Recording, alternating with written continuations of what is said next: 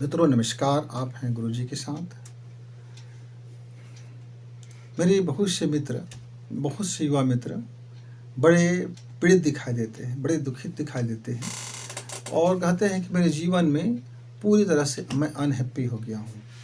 Happy तो अब रहा नहीं गया। क्यों, क्या हो गया भाई? आप जब पढ़ाई करते थे तब क्या आप हैप्पी नहीं थे? नहीं, तब भी मैं दुखित था। कैसे दुखित था? देखो ना, मेरे माँ बाप मुझको छोटे स्कूल में पढ़ाते थे, मेरे और सहपाठी बड़े बड़े स्कूल में पढ़ते थे, बड़े बड़े उच्च कोटि के इसमें ट्यूशन जाते थे और कोचिंग किया करते थे। मेरे पास कोई महंगा कपड़ा नहीं हुआ करते थे, मेरे पास काम चलाऊ कपड़े होते थे। अच्छा, क्या आपसे और कोई गरीब दिखता था आपको?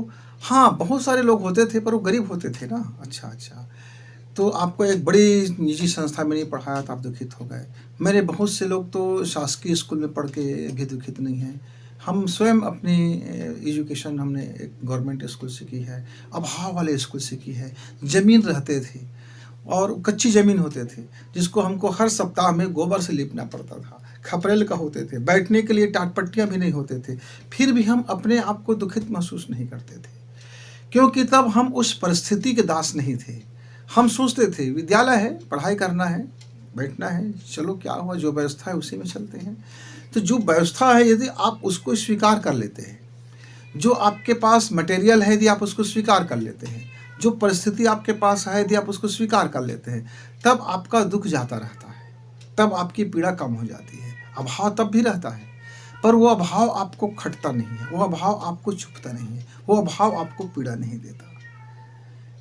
वो बस देखने का तरीका है मित्र, कि यदि आपको कहीं कोई अभाव दिख जाए तो उस अभाव को देखने की डायरेक्शन बदल दीजिए।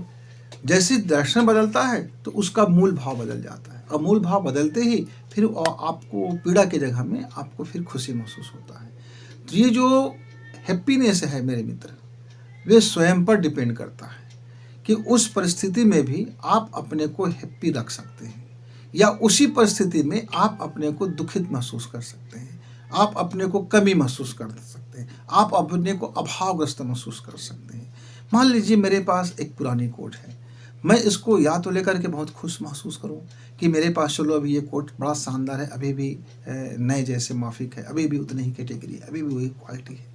या मैं अपने को यह दुखित महसूस कर लूं, क्या भाई मेरे पास एक ही कोट है, या मेरे पास एक ही 2 ही जोड़े कोट हैं, मेरे पास 10 नहीं है, मेरे पास 20 नहीं है, मेरे समकक्षी लोगों के पास नए नए नए नए अलग अलग ब्रांड का कपड़े हैं, कोट है, जूते हैं, मोजे हैं, चश्मा है, और हेयर में बिग है, और तरह तरह की चीज़ें हैं, और बड़ी बड़ी महंगे महंगे गाड़ियाँ हैं, महंगे महंगे लोग हैं, और उनके घर में सारे बच्चों की बड़ी बड़ी नौकरियाँ हैं।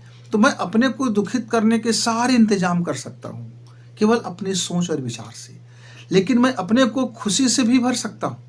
मैं यह याद कर सकता हूँ कि मेरे पास एक दिन ऐसा भी था कि जब मेरे पास एक कपड़ा जोड़ी होना भी मेरे लिए मुनासिब नहीं था। मैं एक उस पर अपना पैसा खर्च करता तो मेरी विकास रुक जाता, मेरा डेवलप रुक जाता, इसलिए मैंने पूरी की पूरी हर चीज़ लगा दिया। आज मेरे पास संपन्नता है, समृद्धि है, मैं खुश हूँ, मेरा परिवार खुश है, बच्चों का शिक्षा दीक्षा हो गया, उनके मन माफिक पढ़ाई हो गया, वे अपने अपने काम में मस्त हैं। मैं ये विचार करके अपने को प्रफुल्लता से भी भर सकता हूँ, और मैं इसके विपरीत विचार करके अपने को सैडनेस भी हो सकता हूँ। तो मित्रों, मेरे एक मित्र ने कहा, वे उनकी उम्र करीब 22-23 वर्ष का होगा, वह किसी कंपनी में काम करती है, वो महिला मित्र है। उसके कंपनी का बड़ा दबाव रहता है कि ये काम करके देना है, ये टारगेट करके देना है, और उसके मित्र कभी कभी उतने ही काम करके प्रमोशन मिल जाता है, या बड़ी कोई गिफ्ट मिल जाता है, या उसकी प्रशंसा होने लगता है, या उनकी तारीफ होने लगते हैं। और मेरे इस मित्र का इतने हार्ड वर्क करने के बावजूद भी इनको कई बार प्रशंसा नहीं मिलता, उल्टे डांट सुनने को मिल जाता है, और इनको थैंक यू मिलने जगह में इनको और इनका जो फीडबैक है वो 2 दर्जे सेकेंडरी कर देते हैं, मतलब फुल अंक नहीं मिलता, आधे मिल जाते हैं। 10 में आपको 8 दे दिया, 5 दे दिया, 7 दे दिया। तब इन्होंने कहा कि मैं क्या करते हैं गुरुजी, उस समय जब मेरे मन में कोई ईर्ष्या जन्म ले लेता है, जब मेरे मन में कोई द्वेष जन्म ले लेता है, जब मेरे मन में कोई अभाव खटकने लगता है, जब मेरे अंदर में तुलनात्मक जीवन की पहलू सामने आकर के मुझे दुखित और पीड़ित करने लगते हैं, तब मैं अपने उस ईश्वर को याद कर लेता हूँ। आँख बंद कर लेता हूँ, एक गहरी सांस खींचता हूँ, एक छोटी सी नाद कर लेता हूँ। ओम।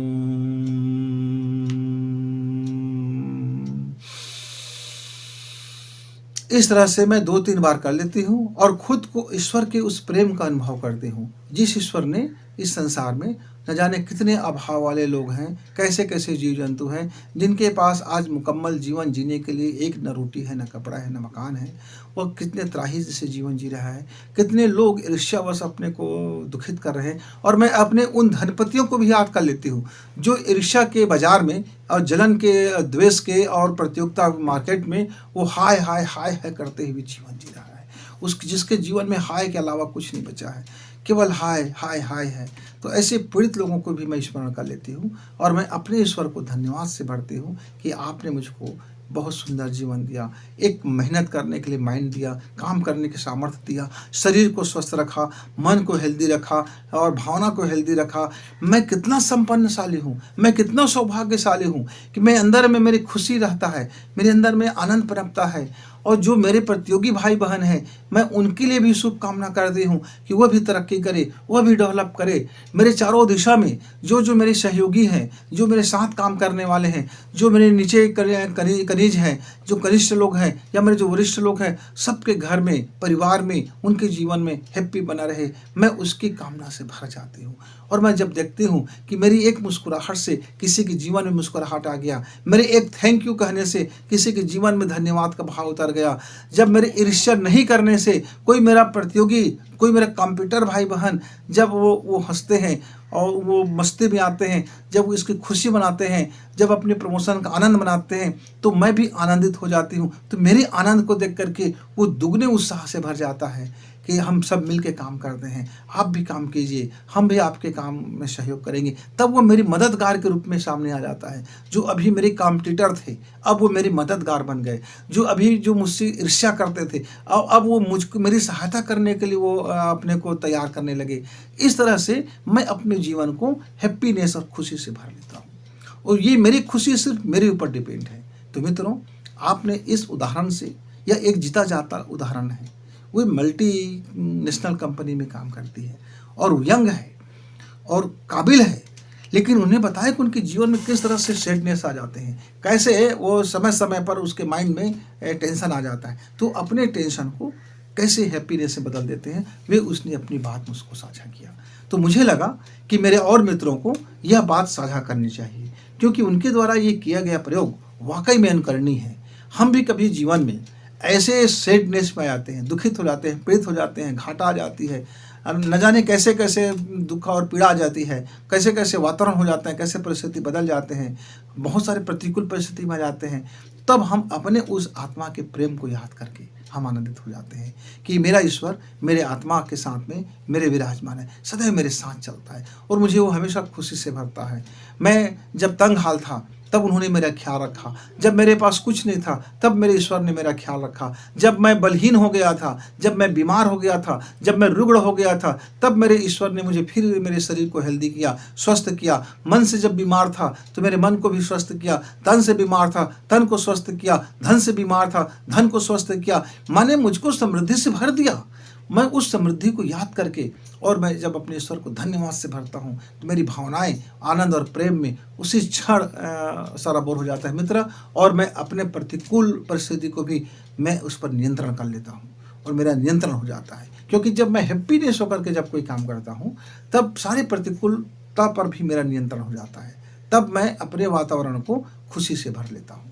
तो मित्रों, आपकी ज़िंदगी में भी यदि कभी ऐसा कोई ईर्ष्या आ जाए, द्वेष आ जाए, प्रतिकूल मौसम आ जाए, घाटा हो जाए, दुख आ जाए, पीड़ा आ जाए, किसी के प्रति जलन आ जाए, डाह आ जाए, द्वेष आ जाए, और अपने आप को पीड़ित करने के बजाय अच्छा है कि आप अपने को होप से भरिए, अपनी हैप्पीनेस लाइए, और ये सिर्फ आपके ऊपर डिपेंड है।